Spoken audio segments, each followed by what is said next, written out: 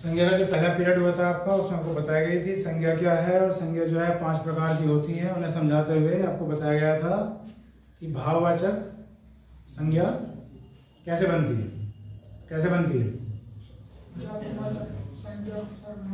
जातिवाचक संज्ञा ले लेते हैं, सर्वनाम, विशेषण, अव्यय या क्रिया।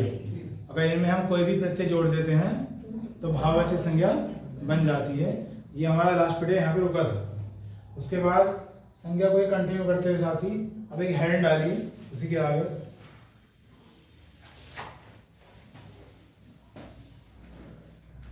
व्यक्तिवाचक संज्ञा से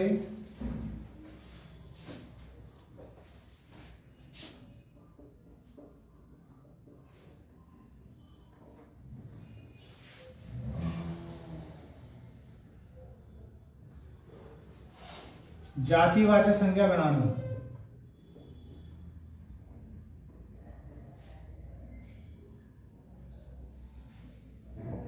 व्यक्तिवाचक संज्ञा से जातिवाचक संज्ञा बनाना या प्रयोग। तो ये तो हम भली बात ही जान गए हैं कि व्यक्तिवाचक क्या होता है, जिसमें किसी एक व्यक्ति विशेष की बात की जाए, और जाति जिसमें हम जाति की बात करते हैं, उस वस्तु की या उस व्यक्ति की। तो इसमें ऐसा कब होता है, इसके अलावा एक उदाहरण लिखें, इसी के नीचे उदाहरण डाल दें। आज के युग में भी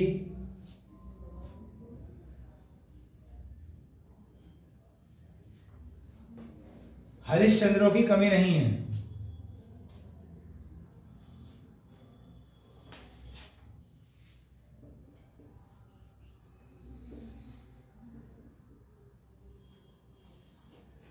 आज के युग में भी हरिश्चंद्रों की कमी नहीं है। उसके बाद दूसरा उदाहरण लिखें।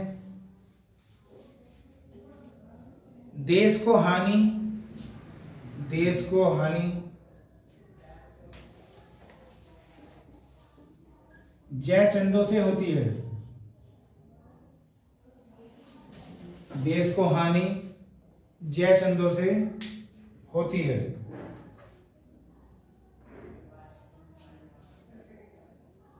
उसके बाद अगला उदाहरण लिखिएगा। रामचरितमानस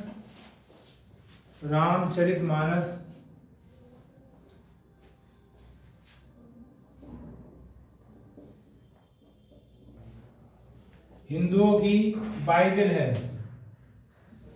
रामचरितमानस हिंदुओं की बाइबल है।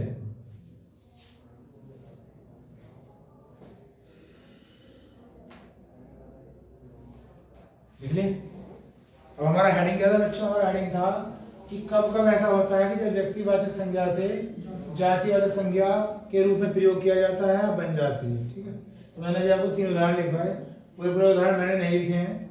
तो ऐसा तब होता होगा जब हम किसी चीज की तुलना किसी से करते हों, क्योंकि एक इंसान अलग है, दूसरा इंसान अलग है। जब मैं इस इंसान को इसके जैसा बताने की कोशिश कर रहा हूं, तो इस इंसान की अपनी शख्सियत तो खुद है ही, लेकिन उसके कर्म या उसके कुछ कार्य ऐसे हैं क्योंकि इसकी तुलना इससे की जा रही है।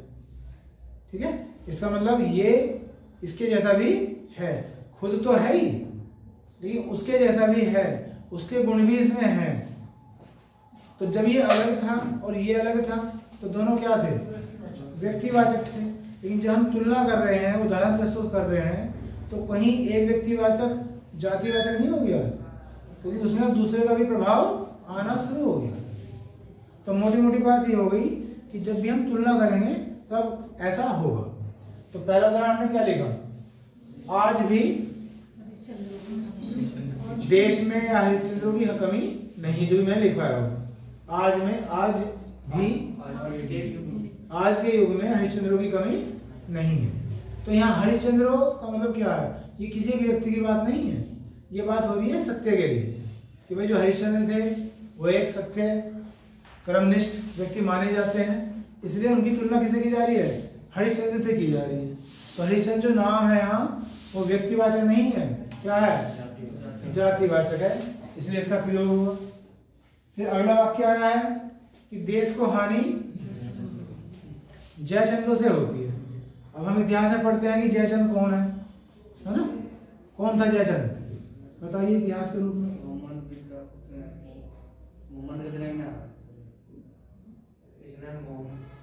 पहले मोहम्मद गोरी आया था, मोहम्मद गजनवी आया था? पहले मोहम्मद गजनवी आया था, पृथ्वीराज चौहान का सेनापति था। तो पहले उसने गद्दारी करी थी। जो तराइन का पहला युद्ध हुआ था 1191 में, तो उसमें तो पृथ्वीराज चौहान जी जीत गए थे। फिर तराइन का जो दूसरा युद्ध हुआ था 1192 में, उसमें पृथ्वीराज चौहान जी हार गए थे। फिर 1194 में इससे लड़ाई हुई थी, चंदावल का युद्ध, जयचंद। तो ये वहां से तो उदाहरण दिया जाता है कि भाई देश को हानि जयचंद से हुई है, मतलब इसकी उपाधि क्या होगी? बेईमान की होगी, कि जिसने पृथ्वीराज चौहान जैसे सशक्त राजा को भी हरवा दिया। तो यहाँ एक जयचंद की बात नहीं है, उनके जैसे जो लोग हैं उनकी तुलना की जा रही है। तो यहाँ भी ये क्या हुआ? जातिवाचक संज्ञा हुई। इसी तरह से क्या कहा गया कि रामचरितमानस हिंदुओं की बाइबल। फिर वही बात, रामचरितमानस एक पुस्तक होगी, बाइबल एक पुस्तक होगी। जैसे तुलना हुई तो क्या बन जाएगी? जातिवाचक हो जाएगी। तो सीधी सीधी हमें दिमाग में बात ये आती है, जब भी हम तुलना करेंगे तो व्यक्तिवाचक संज्ञा जातिवाचक संज्ञा का रूप ले लेगी। ठीक है, नेक्स्ट लाइन लिखिएगा। अब इसे उल्टा कर दीजिए, जातिवाचक संज्ञा से व्यक्तिवाचक संज्ञा,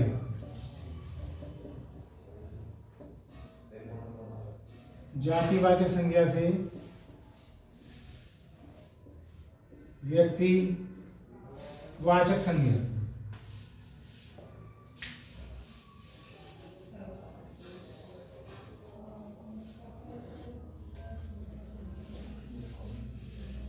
इसका उदाहरण लिखिएगा। ये चीजें बच्चों पढ़ते वक्त तो हमें बहुत आसान लगती है ना, जैसे मैंने समझाई तो आपको पहले क्लियर हो गया होगा कि भाई ये होने वाला है। लेकिन कोई हमसे पूछ बैठे ना कि भाई इसका उदाहरण दे, तो प्रॉब्लम हो जाएगी। अगर मान लें मैं अभी पूछ लूँ आपसे कि भाई ये बात समझ में आ रही है कि जातिवाचक से क्या बनेगा? व्यक्तिवाचक बनेगा, कोई उदाहरण दे।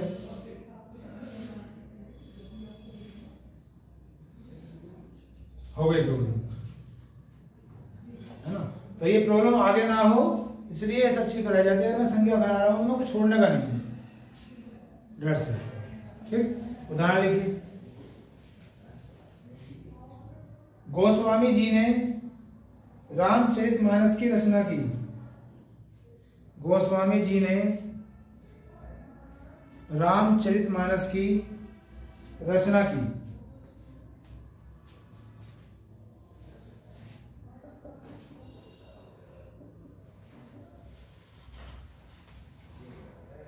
नंबर 2, शुक्ल जी ने हिंदी साहित्य का इतिहास लिखा।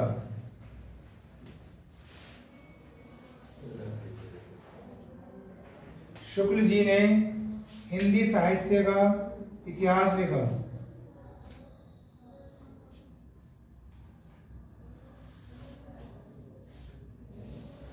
नंबर 3, पंडित जी भारत के प्रथम प्रधानमंत्री थे।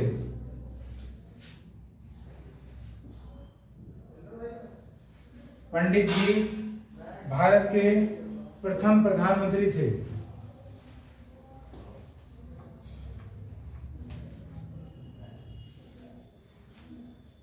हो गए 3 उदाहरण, 3 ही पहले लिखे थे, 3 ही काफी है। ये सब आप समझें। जब मैंने कहा कि गोस्वामी जी ने रामचरितमानस की रचना की, तो इस वाक्य में कोई तुमसे पूछेगा कि भाई किस संज्ञा का किस संज्ञा में प्रयोग किया जा रहा है, तो उदाहरण तो ये हो गया कि भाई जातिवाचक का व्यक्तिवाचक में हो रहा है। अब कोई पूछे कैसे हो रहा है, तो ऐसे हो रहा है, गोस्वामी जो है एक जाति है ना? बहुत से लोगों का जो सरनेम होता है वो गोस्वामी होता है। तो यहाँ किसी जाति की बात हो रही है या किसी व्यक्ति की बात हो रही है? व्यक्ति की बात हो रही है, इसलिए यहाँ जातिवाचक दिखने में लग रहा है, लेकिन है किसी व्यक्ति का नाम, किसी व्यक्ति विशेष का नाम है। तो सीधी सी बात, वे सारे उदाहरण इस कैटेगरी में आ जाएंगे, इस सूची में आ जाएंगे, जहां जाति भी हो और किसी का नाम भी हो। तभी तो बनेगी ना जातिवाचक। क्या बनेगी? व्यक्तिवाचक। अब दूसरा आया शुक्ल। तो शुक्ल तो बहुत सारे हैं, लेकिन जिस शुक्ल की ये बात हो रही है, मान लो रामचंद्र शुक्ल है मान लिया, ठीक, तो पढ़ने वालों को पता है कि हिंदी साहित्य का विकास किसने किया, तो उन्हें क्लियर है कि भाई उसी व्यक्ति विशेष की बात हो रही है। लेकिन यहाँ क्या लिखा है, शुक्ल जी ने। अब शुक्ल तो कोई हमारे आसपास भी हो सकता है क्योंकि वो एक जाति है, लेकिन जिस तरह से वाक्य में प्रयोग हुआ है, हिंदी साहित्य का विकास हर किसी ने उन्होंने किया, तो जिसकी बात हो रही है वो स्पष्ट है, यानी कि जातिवाचक किसका काम कर रहा है, व्यक्तिवाचक का कर रहा है। फिर यहाँ आ जाओ, पंडित भी क्या है, एक जाति विशेष है, और जब यहाँ पंडित जी की बात हो रही है तो नेहरू जी की बात हो रही है, तो भाषा में आ गई होगी कि जब हम जातिवाचक से व्यक्तिवाचक बनाएंगे तो एक ऐसा शब्द वाक्य के अंदर होना चाहिए जो जाति का भी काम करे और किसी व्यक्ति विशेष का भी काम करे, तो उसका उदाहरण हमारे स्पष्ट हो जाए। ठीक, इसके उदाहरण हो गए, कोई दिक्कत? आगे लिखिएगा नेक्स्ट हेडिंग, संज्ञा का पद परिचय। संज्ञा का पद परिचय।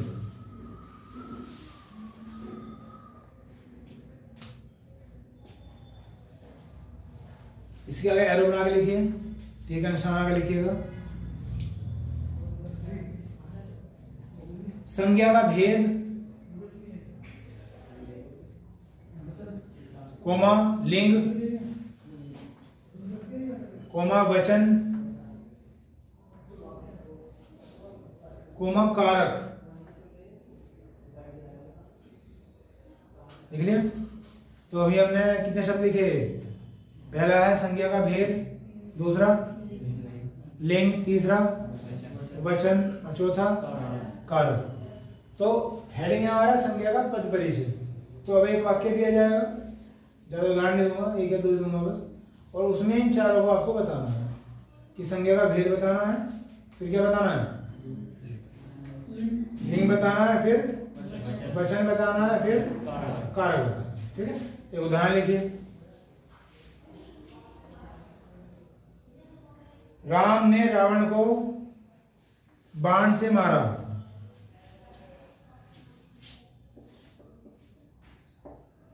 राम ने रावण को बाण से मारा। ये हमारा एक वाक्य हो गया, और इसमें हमें क्या करना है, पद परिचय करना है, मतलब पदों का परिचय करना है। ठीक, तो ये जो चार चीज है, मुझे ये बतानी है कि इस वाक्य में कौन सा चीज इस सीक्वेंस में है। ठीक है, पहले संज्ञा नहीं पूछी, संज्ञा का भेद पूछा। भेद का मतलब उसका नाम। भेद कितने प्रकार के होते थे? 5 प्रकार, सब आपको लिखवाया पहले पीरियड में ना। तो अब यहाँ संज्ञा क्या है, राम। और कोई संज्ञा दिखाई दे रही हो? रावण और बाण, ये तीनों ही संज्ञा है। ठीक, अब राम कौन सी संज्ञा होगी? व्यक्तिवाचक संज्ञा होगी। रावण जो भी व्यक्तिवाचक, और बाण जातिवाचक होगी, क्योंकि बाण भी अलग अलग तरह के हैं। अगर मान लो मैं महाभारत या रामायण की बात करूं तो हमने सुना है ब्रह्मास्त्र है, दिव्यास्त्र है, तो यह तो सब बाण ही, वे सब क्या हो जाएंगे, व्यक्तिवाचक। तो ये क्या है, जो जातिवाचक हो। तो ये तीनों क्या होगी, संज्ञा होगी। ठीक, ये हमने क्या कर लिया, पहला पॉइंट कर लिया, क्या, संज्ञा का भेद। अब दूसरा क्या आया, लिंग। अब हमें इनके लिंग बताने हैं। तो लिंग कितने होते हैं हिंदी में? 2 होते हैं, 3 होते हैं। कौन कौन से? पुल्लिंग, स्त्रीलिंग और नपुंसक लिंग बोल देते हैं। ठीक, तो अब राम क्या है, पुल्लिंग है, रावण पुल्लिंग, और बाण नपुंसक लिंग, मतलब जो ना स्त्री में आए ना पुरुष में आए। समझ रहे हो या नहीं समझ रहे हो? जितनी भी वस्तुएं होंगी वो सब कहाँ आएंगी, नपुंसक लिंग में ही आएंगी, जिसे इंग्लिश में न्यूट्रल जेंडर बोल देते हैं। ठीक है, वो एक अलग बात है कि व्याकरण की दृष्टि से कुछ शब्द ऐसे होते हैं जिन्हें या तो स्त्रीलिंग माना जाता है या पुल्लिंग, वो एक अलग विषय है। लेकिन जब हम यहाँ एक जेंडर की बात कर रहे हैं, एक लिंग की बात कर रहे हैं, तो तीनों का ही अपना एक अस्तित्व है। ठीक है, तीसरा क्या शब्द था, वचन। तो वचन कितने होते हैं हिंदी में? दो होते हैं, एक वचन और बहुवचन। संस्कृत में 3 होते हैं, एक वचन, द्विवचन और बहुवचन। तो यहाँ तो हिंदी पढ़ रहे हैं। राम चली गया पता, एक वचन है। रावण एक वचन है। बाण ये भी एक वचन है। अब चौथा वर्ड क्या बचा? कारक। अब हमने कारक पढ़े थे या नहीं पढ़े हैं तो फ्यूचर में पढ़ेंगे, भविष्य में। तो कारक बताइए कितने प्रकार के होते हैं? इसे भी छोड़िए, विराम दीजिए। 7 प्रकार के होते हैं कारक। 8 प्रकार के होते हैं कारक। चलिए बताइए, नंबर 1 पे क्या आएगा? कर्ता कारक। कर्ता कारक। विभक्ति ने। कर्ता कारक की विभक्ति क्या होती है? ने होती है। दूसरा कर्म कारक, विभक्ति को। तीसरा करण कारक, से या के द्वारा। 2 विभक्ति होती हैं, से या के द्वारा। फिर आगे नंबर 4 पे क्या आएगा? संप्रदान। संप्रदान की विभक्ति के लिए, ठीक है। नंबर 5 अपादान, विभक्ति से, अलग होने का भाव, ठीक। नंबर 6 संबंध कारक, का की के, ठीक। और भी होते हैं भाई, का की के से काम चला लो। उसके बाद नंबर 7 अपादान तो हो गया। अधिकरण। अधिकरण मतलब में और पर। तो कितने हो गए? 7। 8वां कौन सा? संबोधन, ठीक। हालांकि जब हिंदी में पढ़ते हैं तो संबोधन का ज्यादा जिक्र नहीं होता। समझ लो क्या कह रहा हूं, ठीक। चलिए अब बताइए, इसमें ये सब क्या है? विभक्ति हैं, और विभक्तियों से कारक की पहचान होती है। तो अगर मैं ये कहूं कि ये इसमें कौन सा कारक है? कर्ता कारक हो गया, क्योंकि विभक्ति क्या है? ने है। और इसमें कौन सा कारक है? कर्म कारक है, क्योंकि विभक्ति क्या है? को है। कर्म कारक की विभक्ति हमने पूछी थी अभी, हो गई। उसके बाद अब इसमें बताइए कौन सी विभक्ति? एक चीज आ रही ढंग की भैया टूटी है। करण कारक है, से 2 जगह आता है। एक तो करण कारक में, एक अपादान कारक में। तो अपादान तो अलग होने का भाव है, यहाँ तो कोई अलग होने का भाव ही नहीं। या तो आप ऐसे पहचान करोगे, पर ऐसे पहचान करना तो कोई सही अप्रोच नहीं हुई। अब तो ये कहना चाह रहे हो कि 2 चीज है, ये नहीं है तो ये होगी, ये तो कहना चाह रहे हो। आप मुझे ये बताओ ये ही क्यों है? मैं दूसरे पे जा ही नहीं रहा। कारण। कोई कारण का मतलब क्या होता है? कारण। जहां कारण हो कि राम ने रावण को कैसे मारा? बाण से मारा। तो यहाँ कारण दिया जा रहा है, इसलिए क्या है? कारण। ठीक है, क्लियर है बात?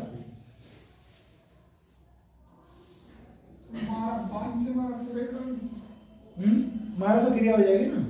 बाण से बोलना चाहिए बस, क्योंकि अगर आप से को बोलोगे तो विभक्ति, और बाण बोलोगे तो संज्ञा, दोनों को जब अंडरलाइन कर दोगे ना, तब कहोगे कौन सा कारक है। ये तो क्रिया हो जाएगी दोनों, ठीक।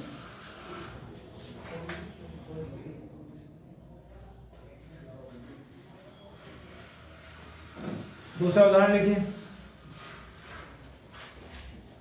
पक्षी पेड़ पर बैठे हैं।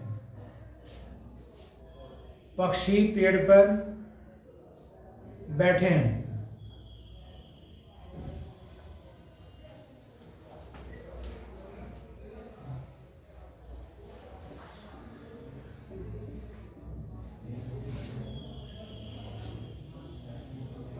पक्षी पेड़ पर बैठे हैं, ये दूसरा वाक्य हो गया आपका, ठीक। फिर आ जाओ इधर। पक्षी क्या है बच्चों? संज्ञा। पेड़ क्या है? संज्ञा। और भी कोई संज्ञा है? नहीं है। ये कौन सी संज्ञा होगी? पक्षी जातिवाचक संज्ञा होगी, क्योंकि किसी पक्षी विशेष का नाम नहीं है। पक्षी ये जाति की बात होगी। पेड़ कौन सी होगी? जातिवाचक ही होगी। तो दोनों संज्ञा जो उदाहरण में है, दोनों के दोनों जातिवाचक होगी। उसके बाद किस नंबर आएगा? लिंग का।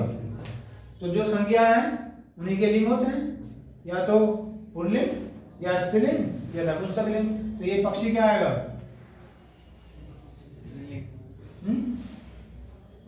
ये एक अलग होता है, ये होता है उभयलिंग।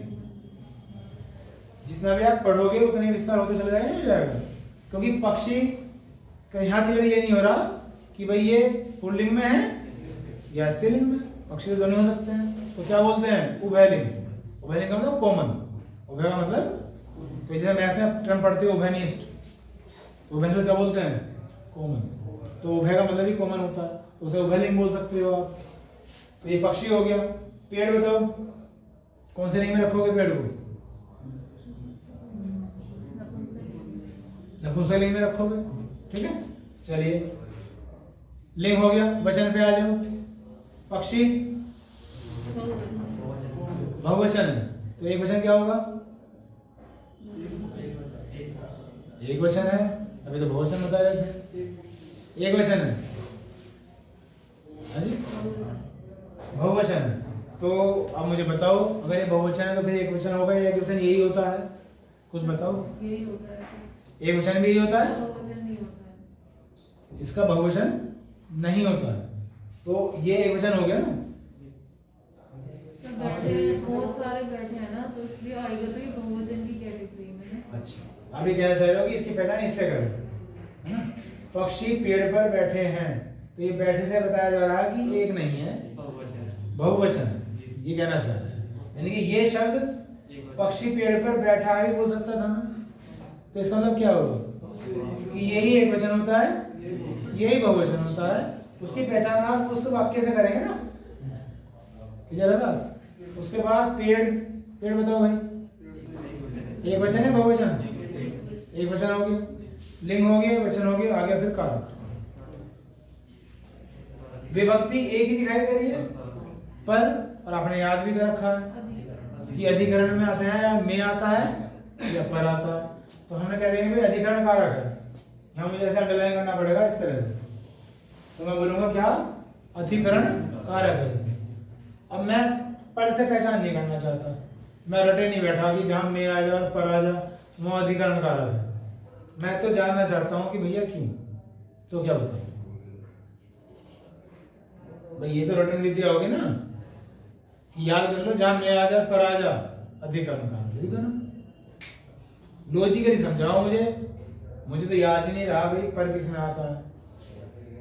अब मैं क्या करूं, मुझे याद ही नहीं रहा कि पर कहां आता है, अब कैसे समझूं इस वाक्य को? स्थान को शो कर रहे हो कि मतलब किसी स्थान पर बैठा है जैसे। सही है। बाकी मैं एक शब्द बोल दूं, आधार। क्या बोल दूं? जहां आधार बताया जाए वहां अधिकरण होगा। पक्षी का आधार कहां है? पेड़। और ये शब्द जहां आधार होगा वहीं आते हैं। जैसे मछली पानी में रहती है, तो वहां में इसलिए नहीं आया वो मछली है, मछली का आधार पानी है। तो जहां जहां और जब जब आधार की बात होगी वहां मुख्य रूप से में या पर विभक्ति का प्रयोग, जिसे हम अधिकरण कारक कह देते हैं, ठीक है। तो इसलिए यहां क्या बच्चों? अधिकरण कारक। और बैठे को क्या बोल देंगे? क्रिया। और है को क्या बोल देंगे? सहायक। ठीक।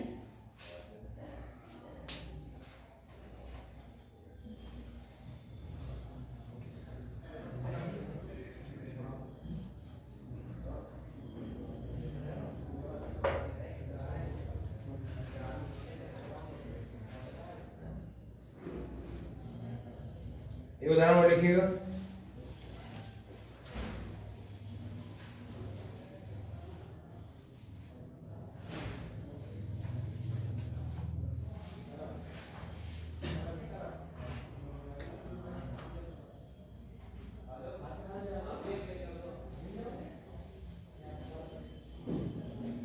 मैंने पेड़ से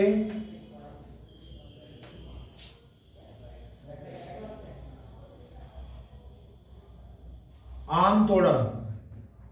मैंने पेड़ से आम तोड़ा। जब मैं इसमें मैंने भी लिखूंगा तो दोनों को एक साथ लिखूं, कैसे लिखूं? मैंने ऐसे लिखूं या अलग अलग लिखूं?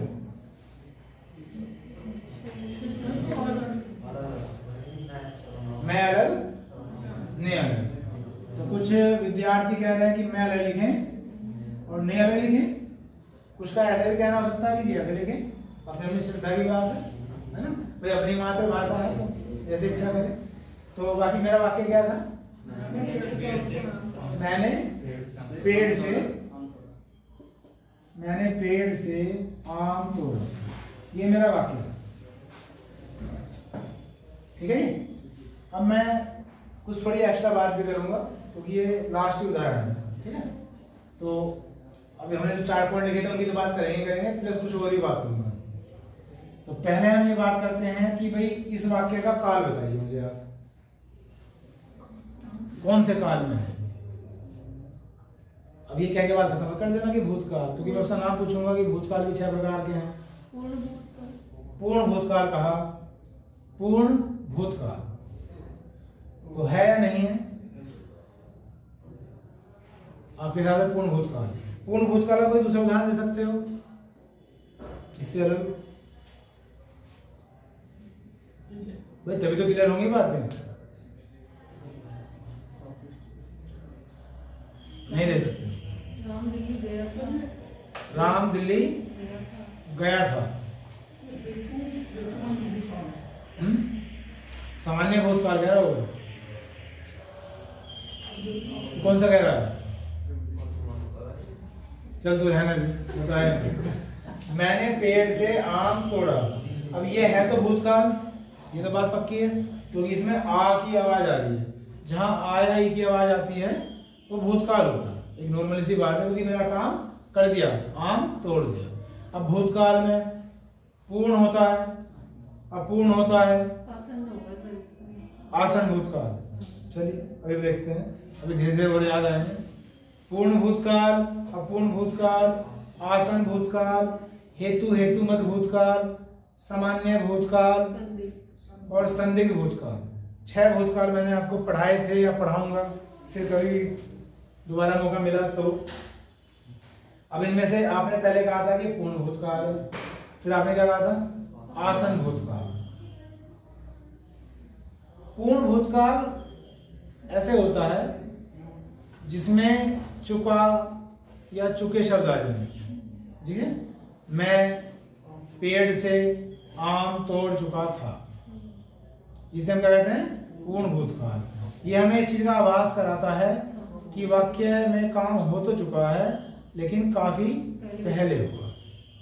इसमें वो शब्द या एक ऐसा शब्द गायब है, इसलिए मैं इसे पूर्ण भूतकाल नहीं कह सकता, ठीक।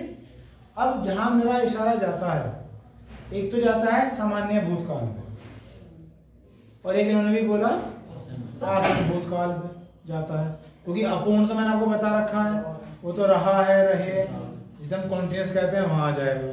हेतु हेतु मद 2 वाक्यांश का हिस्सा होता है, मतलब एक वाक्य में 2 भाग होते हैं हेतु हेतु मद में, ठीक। अभी मैं वहां नहीं जा रहा हूं, मैं फिर यहीं आ रहा हूं। एक तो क्या हो गया सामान्य भूतकाल और एक आसन भूतकाल। अब इनमें कोई पहचान आती हो कुछ आपको? अगर पहचान बताओगे तो ये बात है। सामान्य में तो सर ये बताया था कि आ वाली साउंड आती है बाद में, जैसे आ रही है, आ रही है। तोड़ा तो आ की आवाज आ रही है, तो फिर तो ये सामान्य भूतकाल हो जाएगा। या अगर आप कोई उदाहरण दे सकते हो तो उसका बताओ कि जी आसन भूतकाल का एक उदाहरण है, कुछ याद आ रहा हो? आसन तो होता है कि काम हुआ है लेकिन अभी अभी हुआ, काम अभी अभी हुआ है। तो होता क्या है बच्चों, क्योंकि वही बात है, आप चीजों को रट लेते हो। जब आसन भूतकाल का नाम आया तो आपको सिर्फ आसन का अर्थ पता होना चाहिए। ये आसन वो नहीं है बैठने वाला आसन, ये है आ से धन है बढ़ाना है, उसका विसर्ग भी आएगा। तो क्या मतलब होता है इसका बताइए? लगभग। इसका क्या मतलब होता है? और लगभग का मतलब वो बात जो इन्होंने भी कही है कि जो काम अभी अभी हुआ है, लगभग अभी खत्म हुआ है, उसका वर्तमान से पूरा पीछा छूटा ही नहीं है। हाँ, जैसे जिसे हम इंग्लिश में बोलते हैं प्रेजेंट परफेक्ट। क्या बोलते हैं? कि काम तो हो चुका लेकिन उसका भी वर्तमान से अटैचमेंट है, ठीक। उसमें हम क्या बोलते हैं? है लगा देते हैं बाद में। देखो वह वहां गया है, वह वहां गया था और वह वहां गया। तीनों एक जैसे सुनने वालों को एक जैसे लग रहे हैं, लेकिन अंतर है। वह वहां गया था या वह वहां जा चुका था, ये बता रहे हैं कि कोई काम पहले हुआ है। समझने का फेर है थोड़ा सा। ये है पूर्ण भूतकाल, ठीक। वह वहां गया है कहाँ है, वर्तमान में, लेकिन गया क्या बता रहा है, काम हो चुका। तो भूतकाल वर्तमान से जुड़ा हुआ है, इसे हम बोलेंगे आसन भूतकाल। और बाद में से सहायक क्रिया को हटा दो, ना है होना चाहिए, ना था ना थी, तो मुझे शब्द ऐसे रोकना पड़ेगा। वह वहां गया, वह उसने फल तोड़ा, तो क्या आ गया, सामान्य भूतकाल आ गया। तोड़ा है आ जाता तो हो जाता आसन भूतकाल हो जाता। ठीक है, वैसे अलग अलग किताबों के द्वारा व्याख्यात होता है, बाकी जो मुझे लगता है वो मैंने आपको बताया। ठीक, चलिए जी, अब आ जाइए, कारक कौन सा है इसमें भाई, अपादान कारक है, क्योंकि यहाँ पेड़ से आम अलग हो रहा है, और जहां अलग होने का भाव होता है वो अपादान कारक ही हो जाता है। अब इस पर आ जाओ, इसमें संज्ञा एक तो पेड़ है और एक आम है। तो पेड़ तो भी ऊपर भी आया था, कौन सी संज्ञा बताई थी, जातिवाचक। आम क्या है, व्यक्तिवाचक। इसकी जातिवाचक क्या होगी, फल होगी, नहीं होगी, जातिवाचक क्या होगी, फल। ये तो एक फल विशेष का नाम है, तो ये व्यक्तिवाचक। ठीक, ये विभक्ति होगी, जिसकी वजह से हमने पहचान कर लिया, इसमें अपादान कारक है। बाकी विभक्ति ना भी हो तो भी है, क्योंकि अपादान मतलब क्या होता है, अलग होना। जैसे अधिकरण का मतलब क्या है, आधार, और करण का मतलब क्या है, कारण। ठीक, और ये जो तोड़ा है ये क्या है, क्रिया।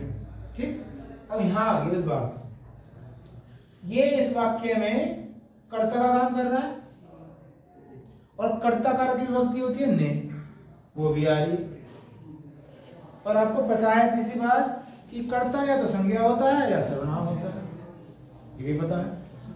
अब ये संज्ञा तो है नहीं, सर्वनाम, क्योंकि सर्वनाम वही होते हैं जो संज्ञा के स्थान में प्रयुक्त किए जाते हैं। अब मैं ना तो किसी व्यक्ति का नाम है, ना वस्तु का, और ना किसी स्थान का, वो अलग बात है, इसने लग रखा है, हम बात कर नहीं सकते। लेकिन मैं क्या हुआ, सर्वनाम हुआ। अब बस ये लास्ट में बता दो मुझे, इनमें से कौन सा सही है और कौन सा गलत। ऊपर वाला सही कहोगे या नीचे वाला सही कहोगे, राय बताओ। ऊपर वाला सही कितने स्टूडेंट कह रहे हैं, बताओ, खड़े करो। ऊपर वाले सही कह रहे हैं 4 5, ठीक, और नीचे वाले बच गए जो बच गए। ठीक, तो इसमें बच्चों सही ऊपर वाला है और गलत नीचे वाला। ठीक है, अब मैं एक कह के बात खत्म नहीं करने का, हम अब ये समझेंगे क्यों सही है और क्यों गलत। अगर मैं मैंने की जगह यहां राम ने लिख दूं, तो मैंने ऐसे लिखना चाहिए या ऐसे लिखना चाहिए, नीचे वाले को लिखना चाहिए, यानी कि यहां ये सही है और ये। अब अंतर समझो, जब आप संज्ञा के साथ विभक्ति लगाओगे तो अलग लिखी जाती है, लेकिन जब आप सर्वनाम के साथ विभक्ति लगाओगे तो वो एक साथ लिखी जाती है। ये समाप्त, ठीक है। चलिए, पीरियड समाप्त और ये संज्ञा भी समाप्त, फिर आगे बढ़ेंगे। ओके।